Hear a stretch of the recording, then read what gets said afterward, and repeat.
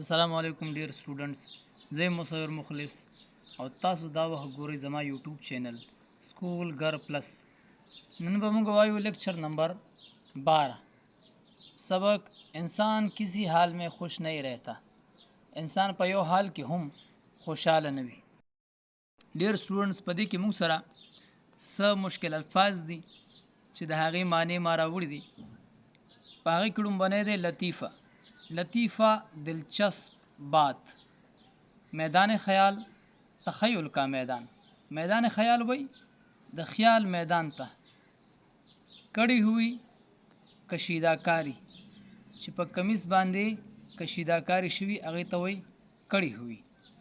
نیزه و بالی مصیبت کے نیزے. عالم ہے والائی اجسام کی دنیا.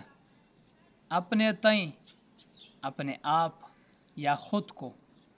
امبوہ مجمع یا دیتا بھیڑم وی. رش ہجوم. زردوزی سونے کا کام. سقم خامی.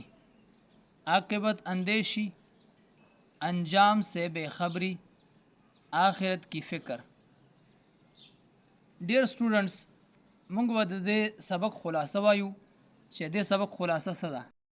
دینه به موږ ته د سبق اندازه هم ولګي چې سبق کې څه دي او څه خیال پکې راوسته دی. اس سبق کا خلاصہ یہ ہے کہ سقراط حکیم کے بقول اگر ساری دنیا کے لوگ اپنی اپنی مصیبتیں لا کر ایک جگہ ڈیر کر کے پھر اس سارے کو تمام انسانوں میں برابر بانٹتے.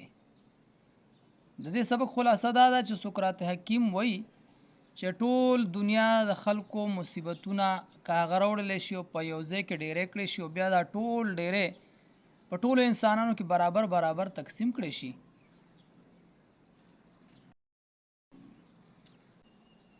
تو لوگ پہلی ہی مصیبت کو اچھا اور اب ملنے والی مصیبت کو بہت تکلیف دہ سمجھیں گے.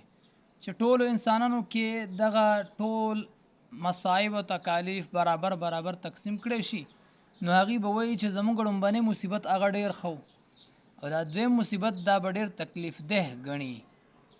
اس طرح محمد حسین آزاد خواب میں دیکھتا ہے کہ آسمان کے بادشاہ کی طرف سے ایک حکم صادر ہوتا ہے.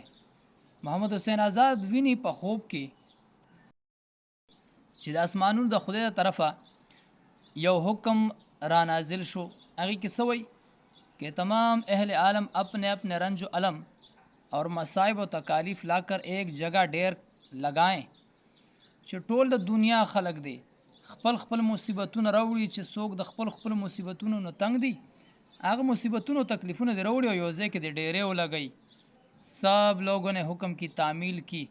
ټولو خلکو دغه حکم تابعداري وکړه وی منلو او خپل خپل غمونه تکلیفونه یې راوړه اور باری باری آ کر اپنے تکالیف و مصائب کو پھینکتے گئے او په نمبر نمبر راتلو خپل خپل تکلیفونه مصیبتونه آغا ډیری کی آغا میدان کې لڑکول. جب سب نے اپنے اثروں سے اپنے وبال و مصائب پھینک دیے چې کله ټولو خلکو خپل سرونو نه دغه تکلیفونه دغه گناهونه دغه پریشانۍ نه دغه مصیبتونه لڑکه تو دوسرا حکم آ پہنچا کہ اب اس کے بدلے دوسرے تکالیف اور مصائب اٹھا لو.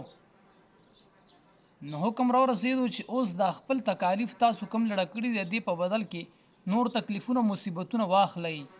سب نے حکم کی تعمیل کی. ټولو خلکو د حکم منل وکړه. نو ټولو خلکو خپل تکالیف ړومبني هغه لړه کړه او په بدل کې نور نور تکلیفونه واخیسته. لیکن اس تبادلے سے کوئی بھی اب خوش نہیں تھا. خدا تبادله چې وشوه د دې د تکالیف و مصیبتونو سره په دې باندې څوک هم خوشحاله نو. لکه په دې کې یو څو واقعات داسې وشوه. مثلا ایک پیر مرد پیٹ کے درد سے مر رہا تھا. یو بوډا سړی هغه د خېټې درد نه پیر مرد بوډا آدمی د خېټې درد نه ډیر زیات تنگو مړ کېدو ته سم اور اپنے مال و املاک کے لیے ایک وارث بھی چاہتا تھا او داغه اولاد نو د خپل مال او جائیداد د پاره یو وارث هم غوښتو.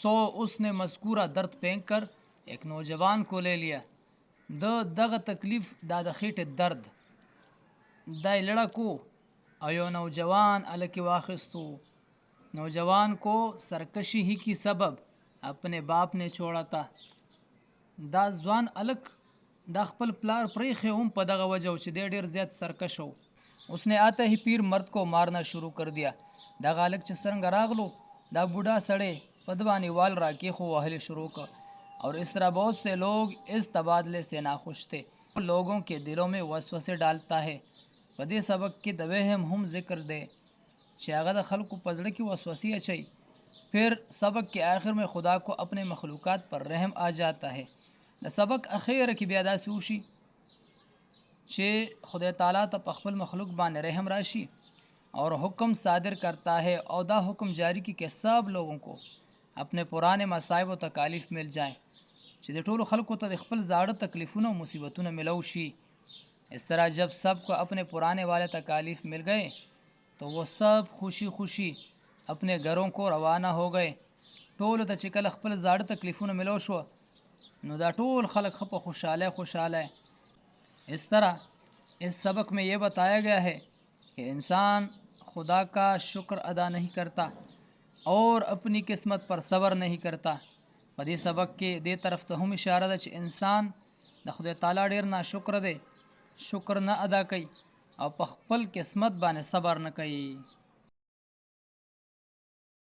ډیر سټوډنټس مونږ بوایو نن مرکب دو یا دو سے زیادہ الفاظ مل کر مرکب بناتے ہیں دو یا دو نے زیادہ الفاظ یوزیشن مرکب جوړ شي इसकी दो अकसाम हैं द मरकब दो किस्मों ने दी मरकब नाकिस मरकब ताम मरकब नाकिस सतवई ये वो मरकब होता है जिससे सुनने वाले को पूरा मतलब समझ में ना आए मरकब नाकिस आगा मरकब दे छि औरिदुन किताब पूरा मतलब पर समझ के रा नशीदे पे पोई नशी पर खबर बांधे लका मिसाल असद का घोड़ा द असद अस्पा मेरा कलम जमा कलम वगैरह نو دلته اوس پته نه لګي چې اسد کا ګوړه په دی باندې سچل شوی دی دې ته څه تکلیف دی تیز ده بیمار ده زما قلم مات شوی دی بهترین دی خط کم لیکي یا زیات لیکي